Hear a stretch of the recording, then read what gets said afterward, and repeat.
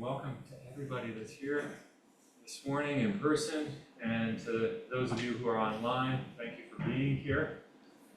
I'm going to continue to talk a little bit about the Tenzo Kyokun. I had shared a little bit about this maybe it was about a month ago, kind of the opening aspects of it, and now we're going to get into some of the guts of the Tenzo Kyokun, the instructions to the cook. And so just to give us some context, so the Tenzo Kyokun, instructions to the cook, is a writing of Dogen that is a small part of a larger body of writing by Dogen called the Eihei Shingi. Eihei is referring to Dogen, so his name is Eihei Dogen, so it's called the Eihei Shingi. The Shingi is referring to how monks comport themselves outside of simply meditation practice.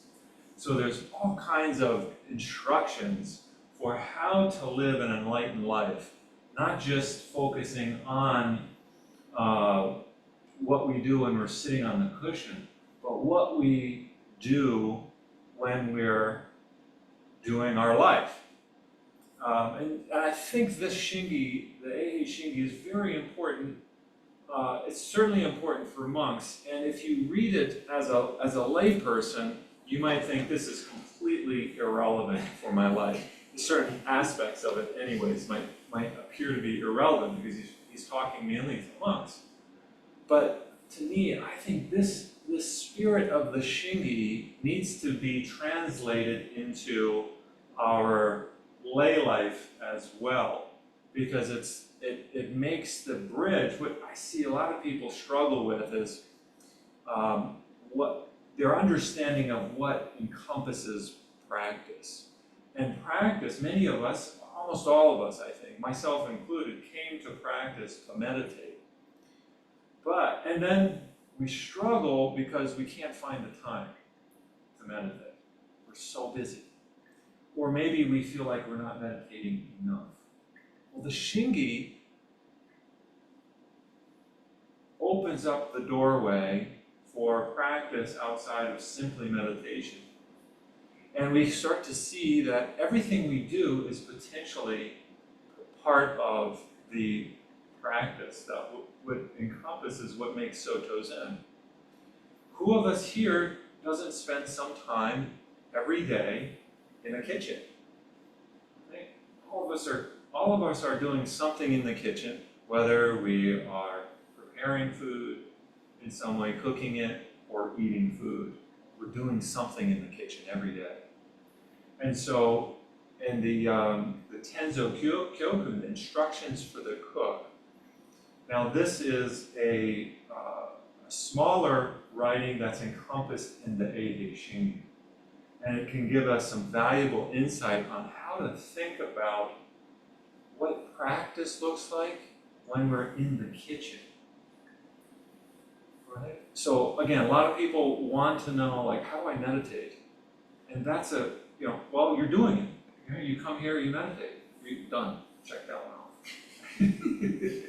Let's go on to the next thing. How do we cook? How do we manifest our practice enlightenment, right? Because it's not in Soto Zen. We just read a wonderful writing, Dogen Zenji's vow. We're celebrating, is it the birthday of Dogen? Memorial Day of Dogen, right? And what is he saying? That we, in the future, will be Buddhas and ancestors. Well, that's you and me. He's not talking about somebody else. He's talking about us. How do we do that? Well, let's get on the road to doing that. Right? We're all on that road to becoming Buddhas and ancestors. How do we actualize that in our everyday life? And to me, that's where there's a lot of life in this practice, and where you can apply the teachings of Zen in your life, right? In your life, right in your very kitchen. So this is, how how do we bring enlightenment? This is the title of this talk. There's a title, Bringing Enlightenment into the Kitchen. Right? And how do we do that into your kitchen? Dogen's talking about the monastery kitchen. That's who he's living with. Most of you are, none of us are living in a monastery, right? This is not a monastery, this is a temple. So there's a little bit difference between a training monastery where monks go to train versus a temple where it's more geared towards the local community of people who might come from various backgrounds. Some might consider them, some of you may consider yourselves Buddhist, some of you may not consider yourselves Buddhist, maybe a different religion. That's all okay. We're serving the community here, and people want to learn how to meditate. Great. Now how do we put that practice into our lives? And there's many ways to do that. One of those ways, so practical, is within our very kitchens. So Dogen gives a lot of instruction on how to make the kitchen your dojo. Dojo, right? We call this the Zen Do. Do meaning the practice place, the place to practice Zen. Dojo is the place to practice the way. So making your dojo, your kitchen, transforming your kitchen into your temple. Right? So there's a lot of things that he gives as suggestions for how to do that. So we're talking about orienting our lives such that we make the kitchen place a place for our practice. Make the kitchen our temple. So how do we do that? Now, it's very strange for Buddhism, a religion that started in India where monks were forbidden to cook, forbidden by the Buddha to cook, to now be cooking.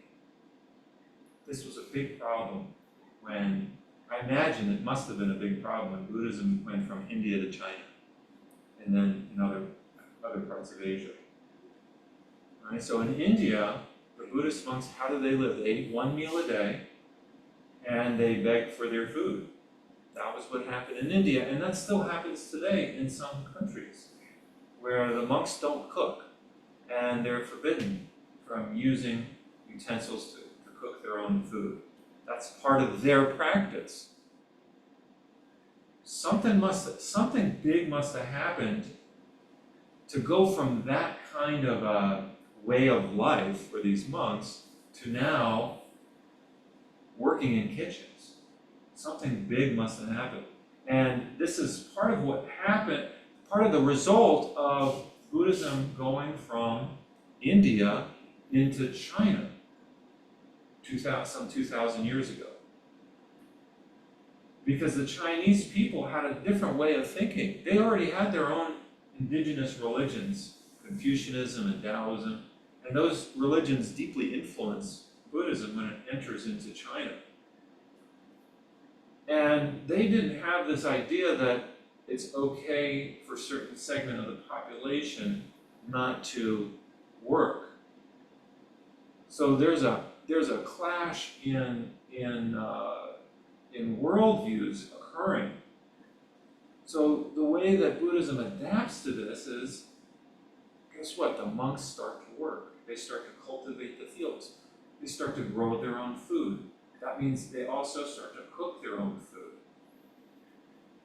Again, they were forbidden from turning over ground in India because that would mean killing organisms, killing the soil. They didn't want to have that blood on their hands. Somebody else had to do that. Chinese were not having that. They're like, you know what? We don't want people in our culture who don't work. So they started to cook. They started to grow food. And this practice, of course, influences the practice that entered then Korea and then later Japan.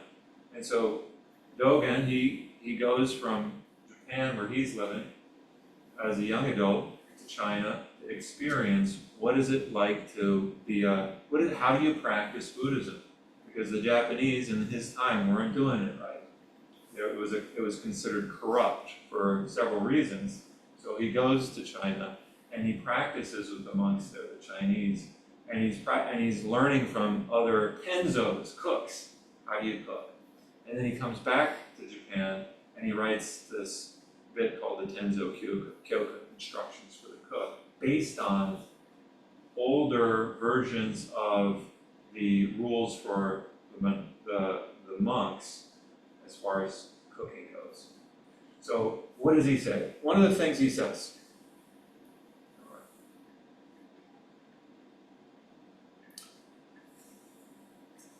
I want to separate the Tenzo Kyokun into two things. One is what to do, right? There's instructions on what to do. There's very clear, concrete instructions on what to do. And I want to get into those maybe in another talk. But the other thing that he talks about is how to do it.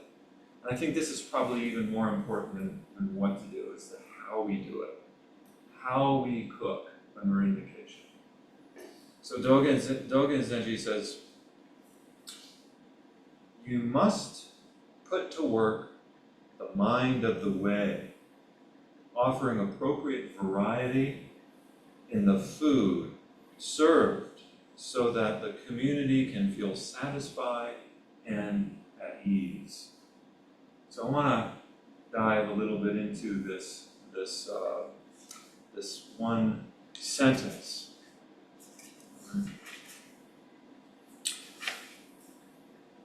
Our kitchen, we can look at our kitchen as an ordinary kitchen.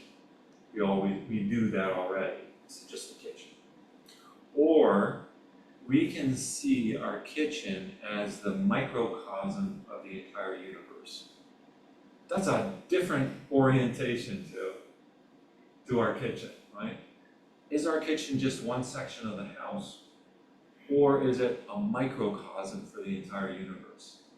I want to suggest we try it on. Like, look, when you enter into your kitchen at your home, consider your kitchen as a microcosm of the entire universe. The entire universe is in your kitchen. I remember when I came here to practice in 1999 with Nonan, and he said, he had me cooking in the kitchen, and he said, everything you need is right here. But I didn't know what was there. And I had to start getting familiar, opening cupboards and looking and touching things and organizing things. And then I could start to feel, oh yeah, we do have a lot of things right here. And I don't just mean quantity of things. If you start to look at where food comes from and how it gets to us, we can really see the whole universe is in our kitchen. And that's one of the things we do when we practice with the oryoki bowls during sesshin, during an extended retreat. We're saying that this food is the gift of the whole universe, or innumerable labors brought us this food. And so we're using that mind to notice all of the many things. Yesterday, we had a kids program here at Nebraska Zen Center, and I was telling the kids that I had them serving hot chocolate and cookies to each other. They got a tray, and we made some hot chocolate and put out some cookies. They didn't want my peanut butter balls. I was kind of disappointed because I made these peanut butter balls in the morning, and I'm thinking they like that. And then two kids came in and said, "We don't like peanut butter." I said, "What? You don't like peanut butter?" Okay. Well, we had cookies. Okay, yeah, I want the cookies. All right, so I had to shift. I had to shift my mind. Okay, we're going to serve cookies instead of healthy peanut butter breads. So I got the trays ready. Jikan, help me out there. I just want to know, are the peanut butter balls still here? I ate them all, man. Oh. Did you have some too, Jikan? No, you ate them all. They're really tasty with chocolate and millet and raisins, and I was just like, but anyways, they wanted to store-bought cookies. Fair enough. Put them on these trays, and we had little cups, and poured the hot chocolate in there, and then I had them carry the trays into the zendo. They bowed to their other family members that were there and the other kids, and they'd serve them cookies and bow to each other. It was really nice. And I said to the kids, you have, these were butter cookies. I said, there's a cow in these cookies. Where do you think the butter comes from? There's milk. And one of the kids was saying, there's not a cow in here. And I said, the whole universe is in your cookies. If you start to look, and started pointing out all of the things that had to happen for those cookies to get to where they are. The farmer, the transportation that got it there, and all that. And then one girl was really persistent. She's like, "There's not the whole universe in the cookie, just the cookie." I said, "That's true too." But I think our mind, we have a we have this mindset where it's hard to see or acknowledge. Just like the little girl, she didn't want to acknowledge, like, you have to use some effort here to see everything in the universe right where you are. That's what practice is. That's what meditation is about too, by the way. That's what we're doing when we're sitting here. It's not us sitting, it's the whole universe that sits with us or through us. That's the teaching of what we call in Buddhism no self, anatta. No self sits. That's a very different experience. But, I think part of our struggle, part of our suffering stems from this solid idea of a self that's sitting, that's come to sit. I am here sitting, and we fixate our minds. We might understand what to do with our body physically, and that's important. But then there's the mind, and how do we see what we are? That's also an important piece of meditation. And so in the same way, we come into the kitchen, and our practice is to see that this kitchen is a mirror or a reflection of the entire cosmos. So that's one. That's one. This is the attitude we want to bring to our cooking, when we're cooking. And this, for those of you, I wasn't a cook before I started. I never considered myself a cook before I started practicing in the Zen temple. And then I was kind of thrown into the kitchen and asked to cook. And I suspect a lot of us, maybe some of you like cooking more than I did when I was in my early 20s, but how many of you, I'm curious, how many of you actively cook? Oh, okay, so very good. Often, okay. Most of you here are active cooks. So this is something that you can bring into your own home, this kind of mindset. And if we see the kitchen, our kitchen, as a microcosm of the entire universe, this has deep implications for creating change in our world. It has deep implications. If the whole universe is within our kitchen, what we bring into our kitchen is going to change the world. It does change the world. It already changes the world. What we choose to cook changes the world, the whole world. So many of us feel like, with so much suffering going on in the world today, and I don't even need to mention suffering, we oftentimes, especially if all you're watching is the news, we feel like we can't do anything about it, right? We're pushed into this mindset that says, it's somebody else's that's making me suffer. That's the mindset. It's always pointing the finger at somebody else. And I'm not suggesting that we alone are the source of our own suffering. What I am suggesting, what I'm trying to do is inspire us to know that we can make changes, positive changes to our world, if we look more closely at what we're doing in our kitchen, bringing mindfulness into the kitchen. And I think this is right in alignment with what Dogen is teaching. Let's continue a little bit more here.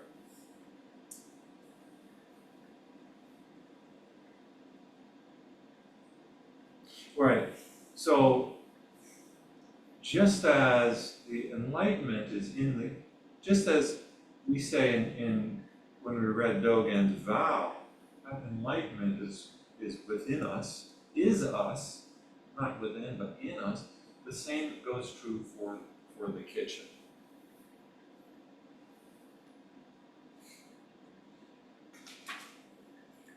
So here's the saying, here's what Dogen says. He says, you must put to work the mind of the way, offering appropriate variety in the food served so that the community can feel satisfied and at ease.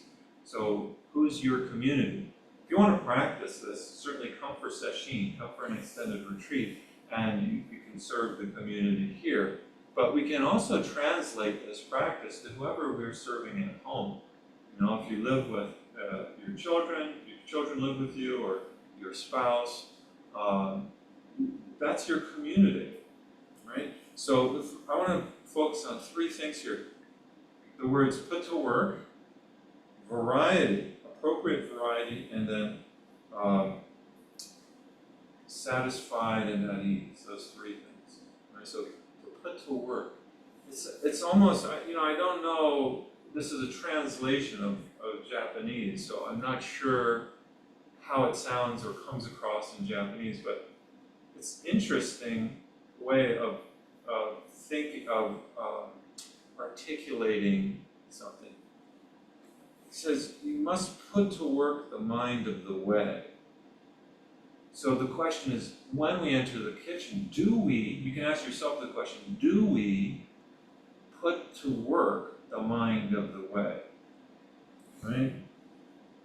So in Zazen, putting to work the mind of the way might look like the Buddha sitting Zazen in your seat, right? It might look like that. That's one way to put to work the mind of the way. What might that look like for you in your kitchen? How do we put to work the mind of the way in the kitchen? So there is a kind of a letting go right at the start of our own ego when we enter the kitchen. What does it mean to put to work? We're asking, in a sense, we're asking the powers of the universe to come in here and do some work for us. Put to work the mind of the way, right? How do we do that? Usually when we think about cooking, I know I feel this way. When I'm cooking, I'm thinking, I've got to chop the vegetables. And already I'm off the mark. Who's chopping the vegetables?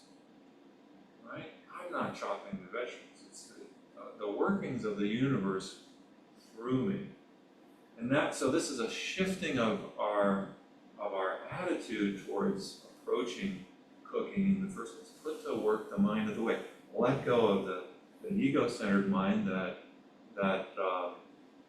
has picking and choosing going on, likes and dislikes, and see if we can, and that doesn't mean that you won't get your needs met, but how do we let go of that mind and enter into the mind of the way?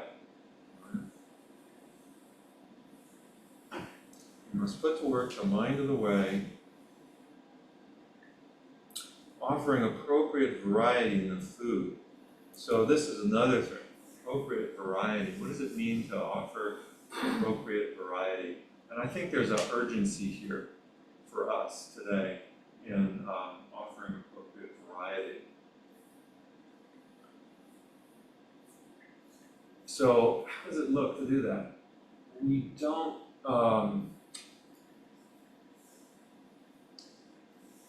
limit ourselves to the same old ingredients that we're always using. This is very, very difficult. I'm used to, for example, eating oatmeal all the time for breakfast. And the past few months, I've been encouraged by a friend of mine who's also a Zen practitioner and an acupuncture doctor, and also a dietitian. He said, you got to have more variety in your foods, include more plants. So I've been making more efforts to have things other than just oatmeal served at the breakfast table, because I'm usually the one who's cooking breakfast at my home. So I've been making more like tofu scramble and more vegetable stuff, raw veggies and things like that to include. And it takes effort to kind of break up out of a particular habit.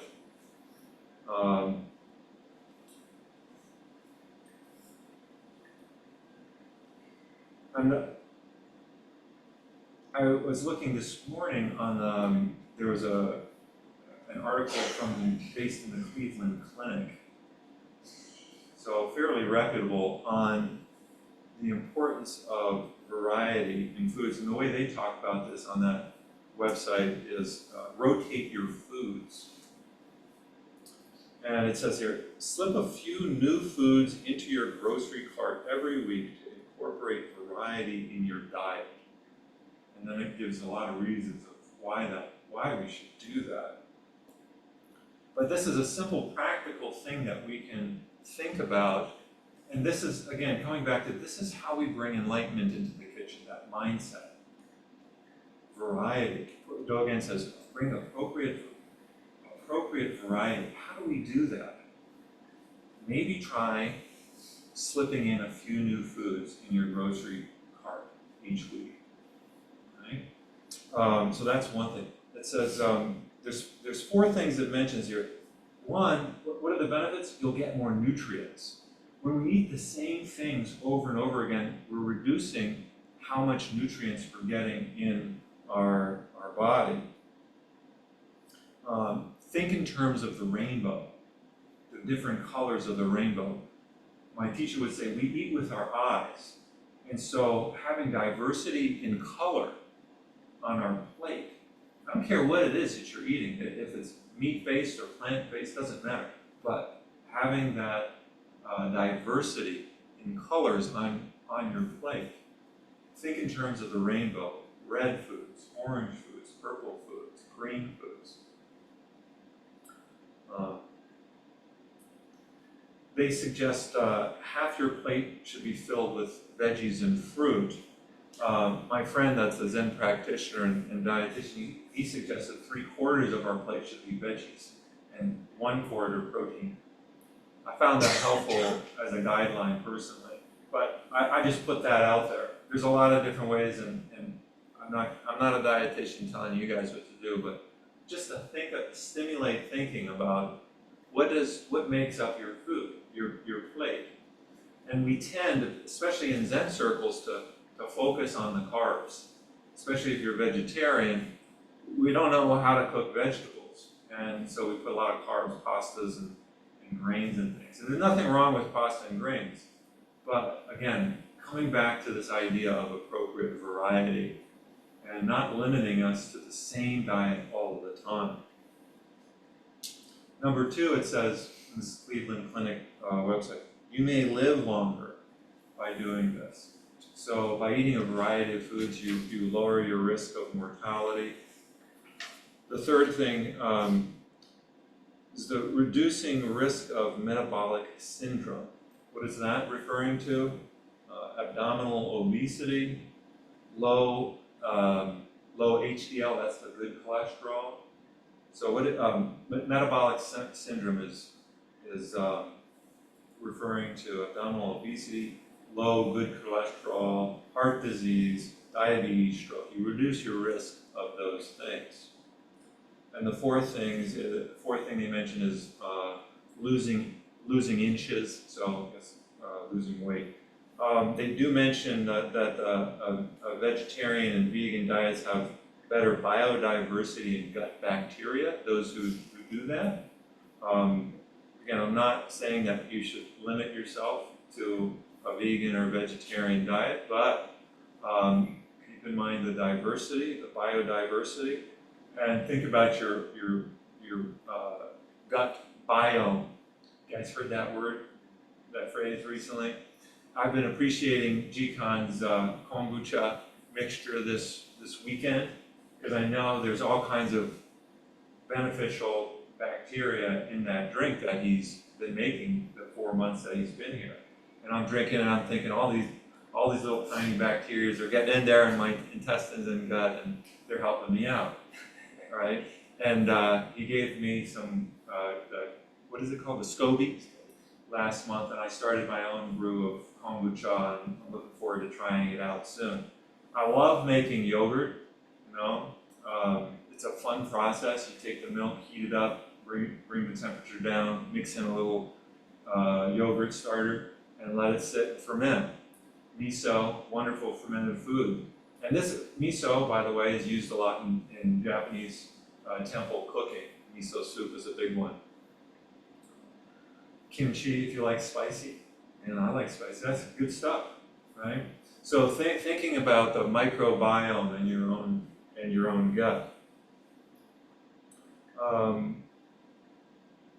It mentions also that this diets high in the vegetables increases anti-inflammatory, anti-pathogenic effects. There's cardiovascular benefits. I'm very close with this kind of thinking just because my father had struggled with heart disease his whole life, like for over 40 years, and his death certificate read that he died from heart disease.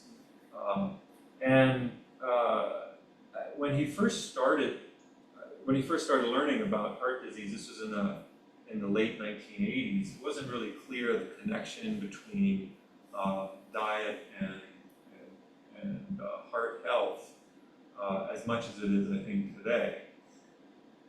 But one of the things he said is, in his reading, in his research, because he was a big scientist, science-minded, he said, Eric, it's the heart attacks are the cow's revenge.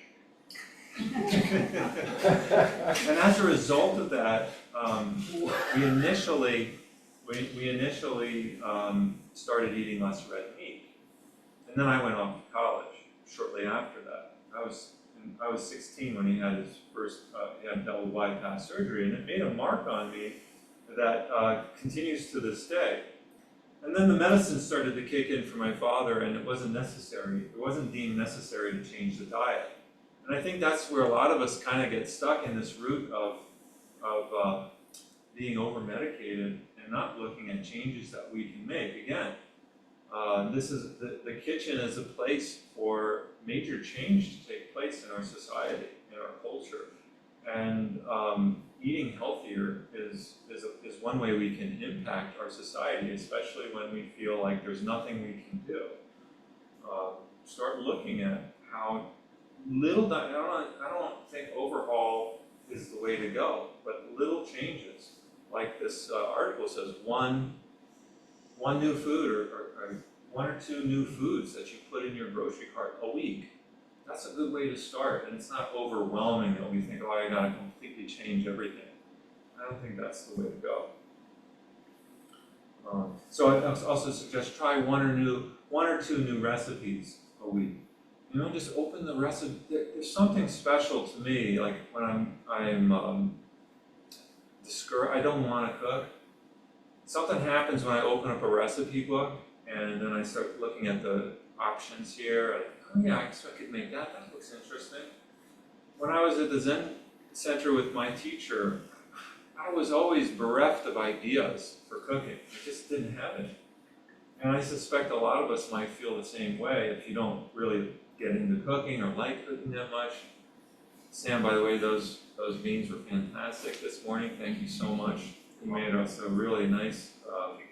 That was soybeans? Yes. Soybeans. Edamame, nice spicy stuff.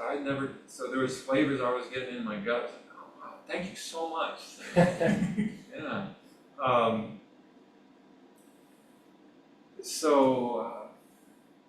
Yeah. There's a book that I sometimes use to give me a jolt. It's titled "Eat Like You Give Up," and you can fill in the blank. And they use curse words throughout the recipes. And somehow, I guess maybe it's a Generation X thing for me, but it stimulates me to like, yeah, I gotta do this, right? Get off my tuckus and start chopping vegetables and just do it. Whatever it takes, whatever it takes to appreciate new foods.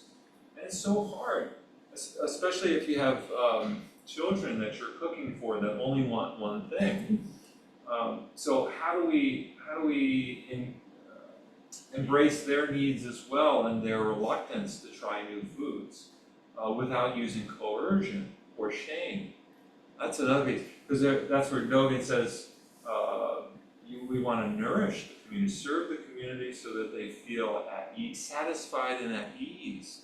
How do we do that for our children so that they feel satisfied and at ease when we're at the meal time serving food? We want our children and our spouse to be feeling nourished. Thanks, Dad, or thanks, Mom, for making this food for me. But I'll return here. So our kitchen reflects the universe.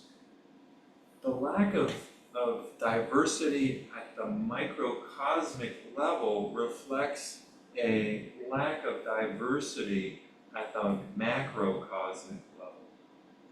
Okay, micro, macro. Does that make sense? And so it's no surprise that we're surrounded here in the Midwest by monoculture, crops, corn and soy. That reflects a kind of mindset. This is why I'm saying this is an urgent problem to think about the variety of foods. Dogen says, think about the variety of foods. It's an urgent problem for our individual health. It's an urgent problem for our ecological health. The universe selects on an evolutionary way for diversity. The universe selects for diversity. We want differences, right? In so many avenues, biological diversity for sure. There's people who are born male, there's people who are born female, there's people who are born with both genitals. That's diversity. That's not a problem. There's people that prefer same-sex marriages. There's people that prefer heterosexual, cisgender, right? This is diversity. We want diversity. That's what the universe selects for.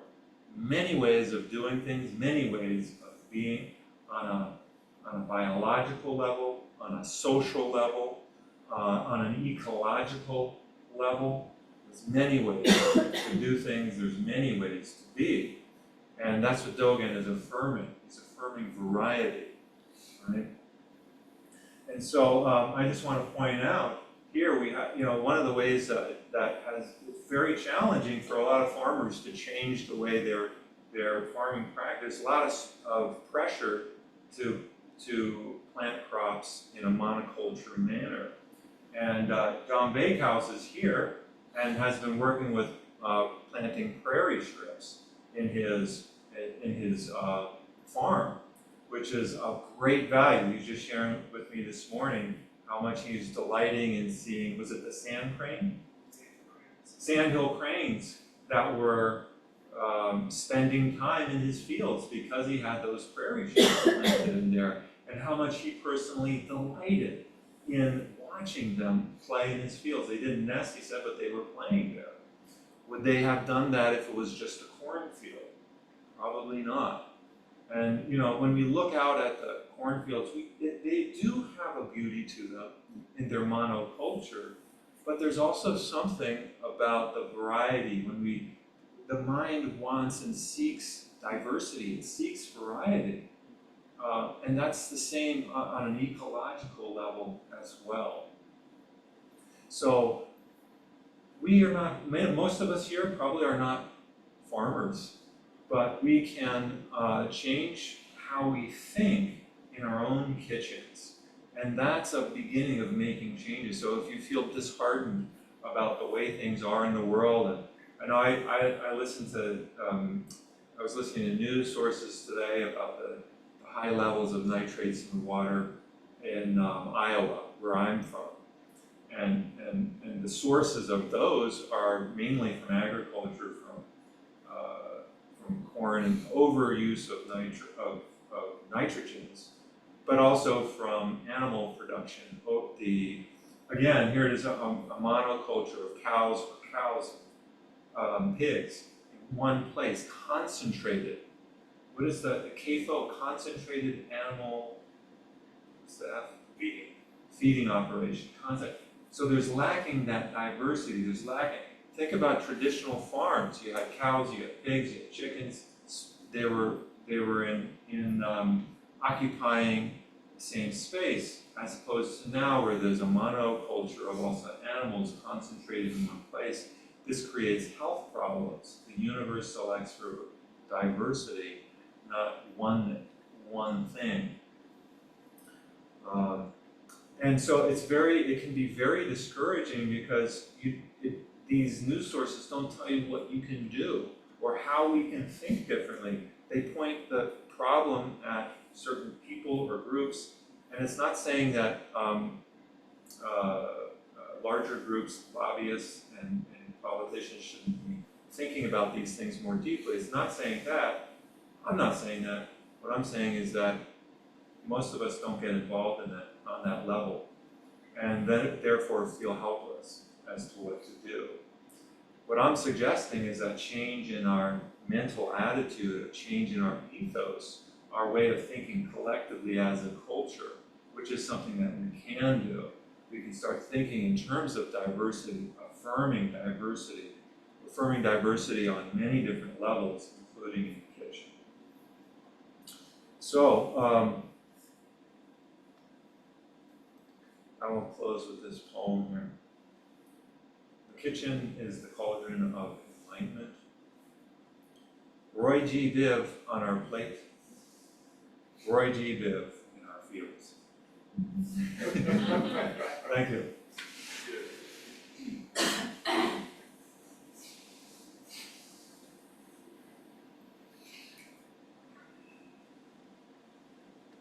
Yeah, so feel free if you guys want to share any comments or thoughts. Or we can go out and enjoy some conversation. Thank you, Daishin. Your talk was wonderful. But we have some new people here today. Could you tell us who Dogen is? Yeah, let's start at the beginning. That'd be a good place to begin. Yeah, who's it? Well, why don't you say, who would you tell them? Who's Dogen? Dogen Who's is this the guy? 13th century founder of the Soto Zen School, which is what we practice here at the Nebraska Zen Center. He lived from 1200 to 1253. What else would you say? That's all I know. Let's start. Okay. Yeah. So yeah, he's a when the there's a lot of different. Let me just make a context here. There's a lot of places that you can meditate in Omaha, and Zen, the Nebraska Zen Center is offering meditation as well. Maybe the difference between here and other places you can meditate is that it's our way of meditating is rooted in Japanese form of Buddhism called Zen, and we look to the founder of this particular school, Soto Zen, for instruction on how to meditate, how to use our mind, and like I just shared, how to live our life both when we're meditating and when we're not meditating. But it's rooted, the point is that it's rooted in a 13th century Zen teacher named Dogen, who is also drawing on ancient sources from China, as well as from the sources in India where the Buddha taught. So again, affirming there's a lot of ways to meditate right here in Omaha. There's a diversity, that's good. This is the uniqueness that we offer here at Nebraska Zen Center. So if you want to taste Buddhism, if you want to taste Zen, this is where you can come for that. Yeah. Thanks, Daishin. I enjoyed the Dharma talk. This as you know, is my first day. Yeah, you came for the intro yesterday, right? And it's, I'm delighted that you chose that particular talk because the kitchen is great for the team and my family. Food is a huge part of who we are and the preparation of it. And as I was reflecting on what you were saying about diversity, it's funny, I think about it in a slightly different way. Aside from health for oneself, it is a way of, in our family, food is serving your brothers, your sisters, your family, community. And diversity to us is a way of showing them respect because you want to provide them with foods that push their power and give them delight. And so we have always seen it as something very external in the service, and take great pride in that service to our community, whether that's a broader community or perhaps in business or just a family. So Awesome. I thought that was very meaningful. See, now you get to tie those together. You didn't realize what you were doing was enlightened activity. That is for certain. And that's the beauty of practice. We're not trying to do something extra. What is it called? Putting flowers on brocades? We're not doing that. What you're doing already is the field, is where the temple is. It's the field of enlightenment, right here. Sarah? Hi, thank you for that. And I love cooking and, well, okay, so my kind of two experiences of cooking, there's one, I have kids, sometimes I just don't, there's a lot of resistance and I'm just like, ugh. And, but this talk, it falls in line with, one of my mantras from this tradition that I say to myself pretty much daily is Dharma needs a balance. And anything that supports the overall framework of our practice is not, for anybody who's coming and sitting and, I want to say thank you for that because how we choose to show up in the world, how we practice and choose to be grounded and especially now, the world's going through something, I don't know if y'all have noticed, but I really do firmly believe that every choice that we make to be grounded and present is a choice that we are affecting the world in a positive way. It might not feel like much, but every time we turn away from engaging in the chaos and the dehumanization and the fear, and every time we choose to do that, that is a positive thing that we are contributing to the world. And cooking sounds strange, but it's true. Cooking is one of the ways we can do that. And because in my life, I have found that when my life feels super chaotic and frenzied, and cooking is just about the sanest thing that you can do. Go into the kitchen, they gotta chop this up. It gets you into a mindset of okay, I need to be present now because I gotta chop this, and now I gotta do this, and it clicks you into a mindset that's very executive functioning, but you can also, you can also invite that kind of more this is a microcosm of the universe, and it doesn't have to be anything quote unquote special. These are just activities of daily living, and so I appreciate you talking about that because even when I feel I don't want to, I acknowledge that. I'm okay, and I give a little hug, and then I walk to the kitchen, and then I just do it, and then I always feel better afterwards. And I think it's a really healthy way to engage in our food and in that whole activity, and to actually bring mindfulness in a way that isn't just sitting on a cushion, even though that's important. Right, got both.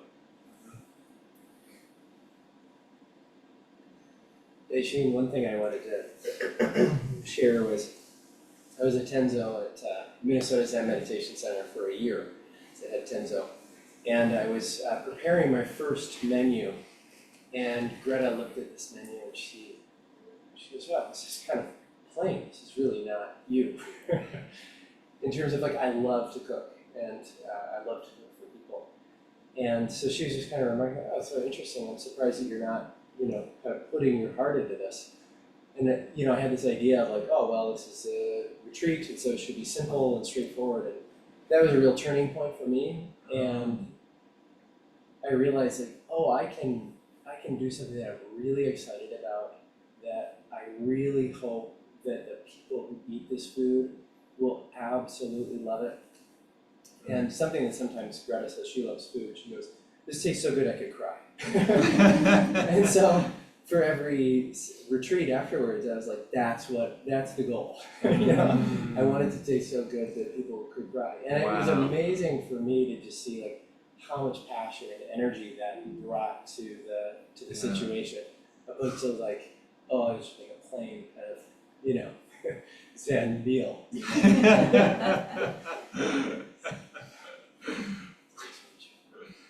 Wow, that's awesome. That's very inspiring to me because I struggle with trying to find, you know, what to make, and I think it comes easier for some people, but yeah. If I can piggyback off Yeah. your Japan's comment, I love when I'm cooking for someone and you give them the food and they take their bite and they get it unintentionally. It just feels like heroin. It's that feeling of making someone that happy that they unintentionally do that. Yeah.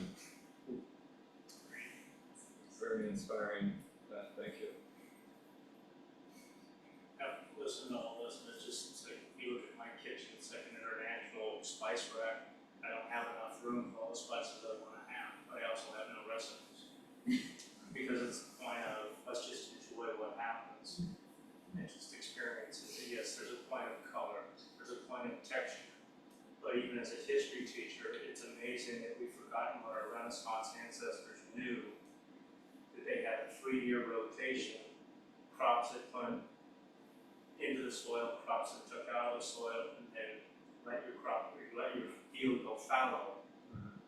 So why is it we've forgotten what our ancestors knew without so-called technology, that in order to really appreciate the environment we're in, we need to give the land time to breathe, which somehow, to me, I follow that economics have led us to forget how to appreciate the land so the land can give back. Right. And this is where I think that the shift in our mindset is so important because, I mean, we can focus on the things that we're doing or not doing, but that all stems from attitudes, that how we see what we're doing, or it's how we see the land even. And if we can shift from the land as something separate from us to the land as part of our own skin and bones. I remember Nonan saying, you don't, you know, if you know that the water is your own, you wouldn't pour acid on your own foot. He was very direct about that. But in the same way, if we see the land as our own feet, what do we? Then it follows from that mindset. Actions. Certain actions will follow naturally. We don't have to think about what to do. We know what to do.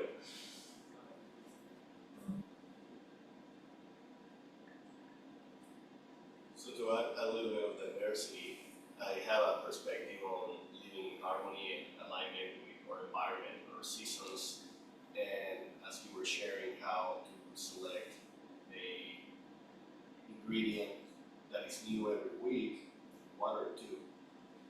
Something that came up is that can also be in alignment with the season that we are living in. Because it used to be out of survival that we have to be connected to our environment and be aware. And now it has to be by choice, because when you go to the supermarket, you can just grab anything. Yes. But as we're entering into the fall, then there are different ingredients, pumpkin or pecans, or if you were just to embrace that seasonality, I think that as a conscious reflection, we are more in alignment with what's happening around us, and that separation between the inner and the outer world starts to break up by choice. Now it's by choice rather than survival. Yeah, that's a good point. So, and that's another way to do it, is think about eating within a season as much as possible. Thanks for bringing that up.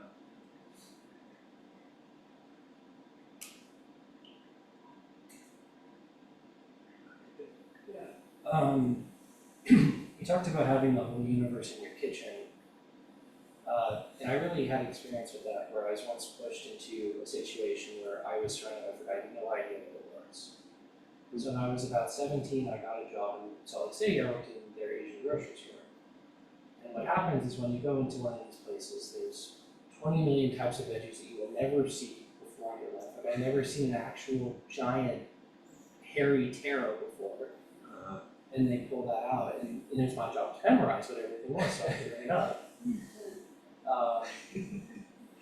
I guess when you say grab a few more things, like, well, that hits home, because there's always more out there than we know. Yeah, That we can expect.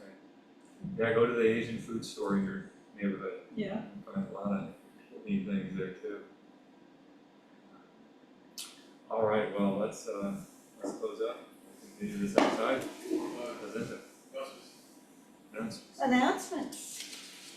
You can give me the sheet.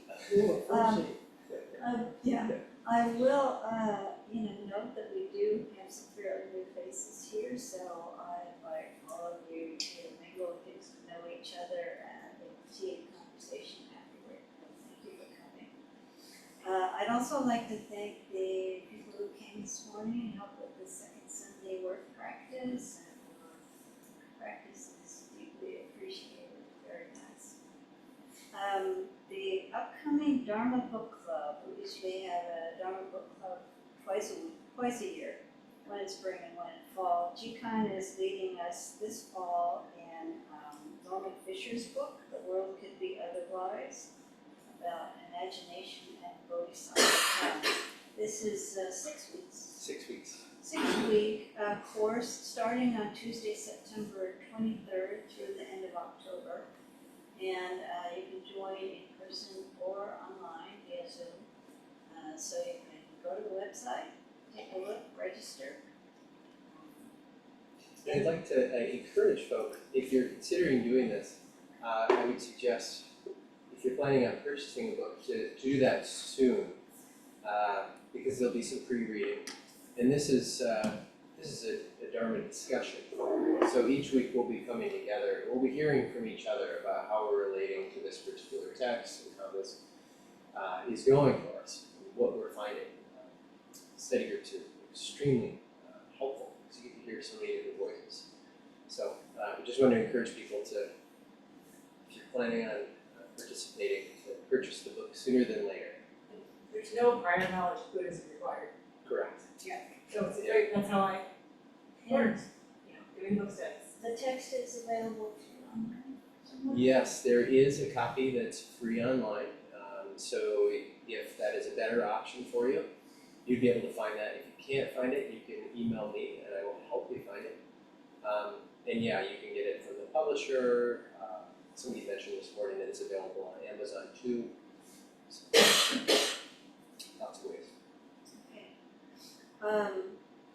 Then next Sunday's Dharma Talk. Kyokun will be giving the Dharma Talk for next Sunday. Somebody will fix it in. Kyokun is also leading another Lazy Day retreat, October the 4th from 8 a.m. to 5 p.m. For those of you who did the one earlier this year, it's really enjoyable. It's really nice. Really opens up, some space. So you can, again, go online and register for that. And then the October session is coming up. That's going to be the middle of October from the 17th through the 19th. This is a 3-day meditation retreat. You can find more information about that as well online. Then a special event is coming up. Do we know the time frame? So the dates on there, those seem to be accurate. More details are coming. Oh, it is, yes, Mhm. September 27th to October 1. So Tara brought to our attention Liberty Walks with Esther Moymun Tishman. Is she from the Buddha Eye? That's my understanding. Zen teacher who is walking across the country for the cause of unity, to promote civic-minded connection across the country. And so she's gonna be in Omaha and around the Omaha area on their cross-country pilgrimage. And since beginning their journey on July 4th, Liberty Walks has been creating face-to-face connections, step-by-step, community by community, guided by the values of respect, kindness, curiosity, and courage. They're working to ease the politics of fear and resentment and fostering understanding through the simple act of walking together. So we'll be sharing more details about this soon, about how our Sangha members can get involved with this. We welcomed her to stay here, but she already has a place to stay in Omaha. So letting you know that that's coming up. Jikon is available for practice interviews, so called Dokusan. So one-to-one talks with the teacher, and you can arrange that by contacting Jikon. And then the final note is just to remind you that we exist by the generosity of donations. And there's a dollar bowl and of course the QR code out there in the lobby and on the website. Anything I've missed? Okay. Page 43. Thank you, everybody online too, thank you for being here. Thank you.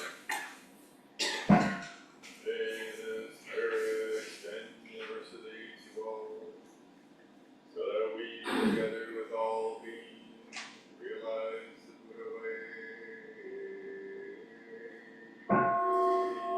Beings